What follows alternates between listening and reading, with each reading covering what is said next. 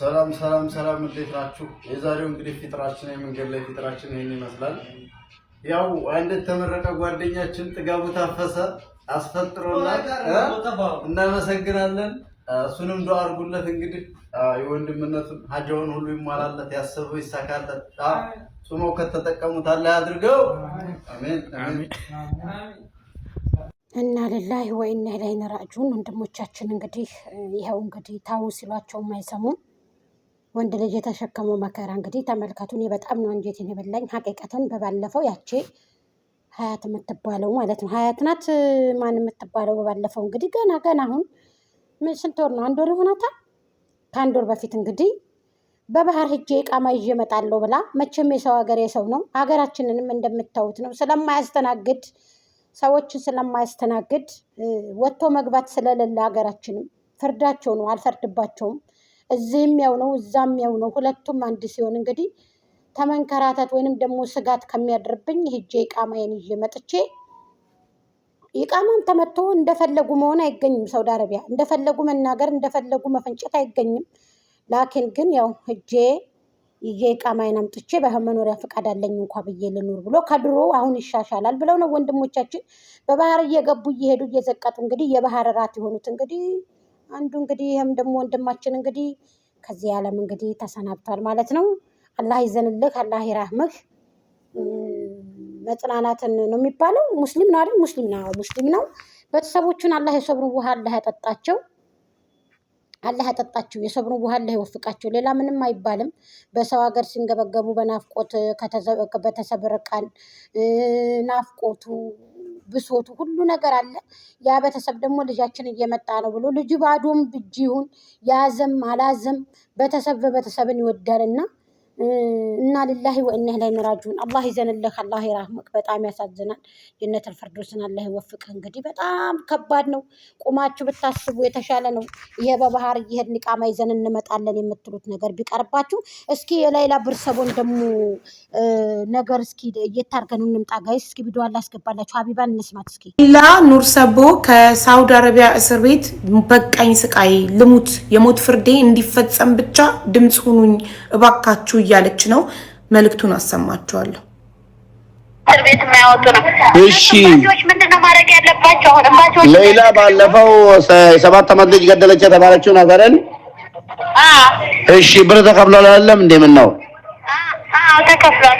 እሺ አሁን ያለችበት ሁኔታ እንዴት ነው? ያለችበት ሁኔታ ሞታለች ብለህ መፍታት ትችላለህ። አሁን ነዳፋዎች ሄደው አጥርተዋት ሲመጡ አይኗ አይገለጥም፣ ጥርሷ ገጥቷል። ይሄ ማጠሯ ምናምን ወጥቶ አጥንቷ በብርድ ውስጥ ቅልልልል ብላ ሞታለች። ሸታ አጣጥዋት መጡ እነሱ ማለት ነው። እሺ አፍራድ የሚባል ትተዋት ማለት ነው። እሺ አሁን እምባቲ ካላችሁ ለምን እምባቲ ካላችሁ ደውላችሁ ትገደል ወይ እንደዚህ እንዳለች እንደዚህ እንግዲህ ይሄ ድምጽ የመጣው ከእስር ቤት ነው። ለሙባረክ ሙሰማ ነው የተላከለት። ተደውሎለት ሪካርድ አድርጎ ነው ያመጣው ለእህታችን ድምጽ ለመሆን። እናም እባካችሁ በቃኝ ልሙት እያለች ነው። ምክንያቱም የዛሬ 2 ዓመት ነው እንግዲህ ከኢትዮጵያ ሕዝብ 38 ሚሊዮን ብር በብር እንዲሁም የቀረው ሳውዲ አረቢያ ውስጥ በሪያል ከኢትዮጵያውያን ተሰብስበው 2 ሚሊዮን ሪያል ተከፍሏል። ግን ገንዘቡ ተከፍሎ ጉዳዩን የሚከታተልላት ሰው በማጣቷ ስላልተደረሰላት ልትሞት ነው።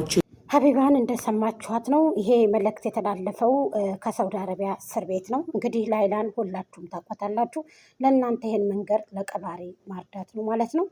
እባካችሁ ሁላችሁም እንግዲህ ድምፅ እየሆናችሁ ዱዓ እያረጋችሁ እህቶቼ ላይክ ሼር እያረጋችሁ በዚህ አጋጣሚ ሁላችሁም ተደራሽነት እንዲኖረው አድርጉ። ድምፅ እንሁናት።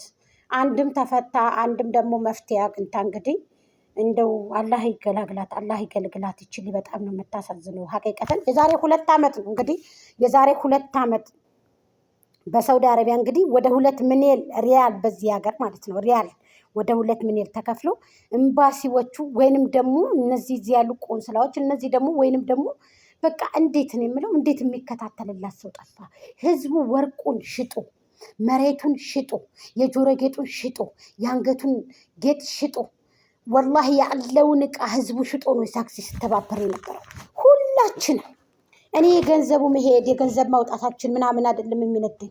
እንዳለመታደል ሆኖ ኢትዮጵያዊ የተባለ ሰው በባህር ሂዶ ማለቅ፣ በዚህ ማለቅ በዛ ማለቅ፣ በዚህ ደም መፍሰስ፣ በዛ ደም መፍሰስ፣ በዚህ አሳ እየበላቸው መቅረታቸው በጣም ያሳዝናል። ይሄ ሁሉ ነገር እንግዲህ የሆነው የሀገራችን ሰላም ማጣት ነው እንጂ ማንም ሀገሩ ላይ መኖር ይፈልጋል፣ ሰር ይፈልጋል፣ ማንም ቤተሰቡ ጋር መኖር ይፈልጋል እና አልበላ ብሎ ይቀር ነው የሚያስብለው። አሁን ላይ ወጣቶች እየተቀጠፉ እየሄዱ ነው፣ ሞት ገስግሷልና ሁላችንም ወደ አላህ ነን። እንግዲህ ይሄ ወንድማችንም ወደ አላህ ሂዷል።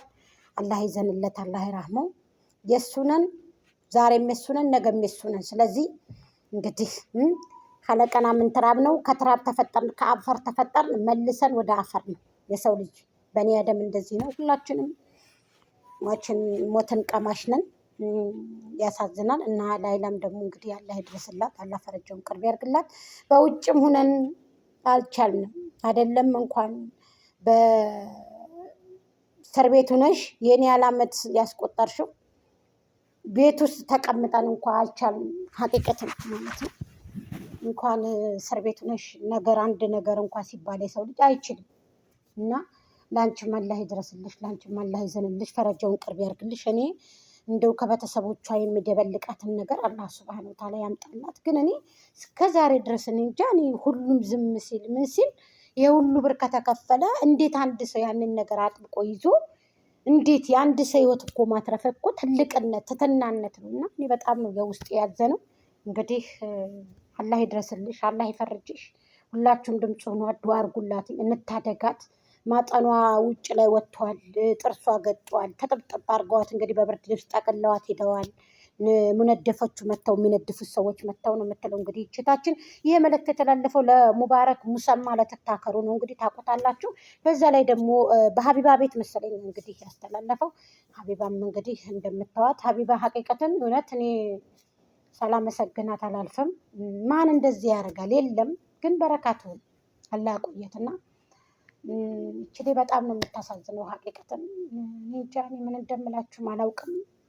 ይህም ወንድማችንም ደግሞ አንጀቴን በልቶኛል። ሀቂቀትን እንደው ለቤተሰቦቻችሁ እንደው ግን መኖር ጥሩ ነው እህቶቼ፣ ከአላህ በታይ ስበብን ማድረስ ጥሩ ነው። ላኪን መጥፊያችን ይሄ ነው ብሎት ነው አላህ ሱብሃነሁ ወተዓላ እኮ ካልከተበው እኮ ባህር ውስጥ ገብታችሁም ልትወጡ ትችላላችሁ እኮ አላህ ነው ኑ ካላላችሁ። ላኪን ግን አላህ ጠርቶት ነው እንግዲህ እሱ የወደደውን አድርጓል። በጣም ያሳዝናል።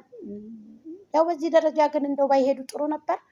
እንግዲህ ለባለፈው ያች ልጅ ሞተች፣ ዛሬ ደግሞ ይሄ ተደገመ። በጣም ነው የሚያሳዝነው ሀቂቀትንና ጥጋቡ አስፈጠረ። እንደው አድርጉለት ምናምን በባህር ሂደን እናነሳለን እቃ እንትን እንል ኢቃማ እናመጣለን ምናምን። እንግዲህ እንደዚህ የሚሆን ታሻራ ያለባቸው ልጆች በባህር ሂደው መልሰው ኢቃማ ይዘው የሚመጡት ማለት ነው። እና በጣም ነው የሚያሳዝነው ሀቂቀትን አላቅብኔ ያሳዝናል። ብቻ በጣም ነው የሚያሳዝነው። አንጀት ይበላል ነገሮቹ፣ አንጀት ይበላሉ።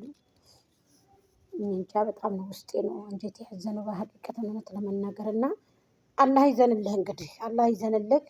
በእንደዚህ አይነት ደረጃ ግን ባትሞቱ ወንድሞቻችን እህቶቻችን፣ ብዙ እህቶቻችን እንግዲህ ጃልባው ነው እንግዲህ ተገልብጦ መሰለኝ አላቅም። ያሳዝናል።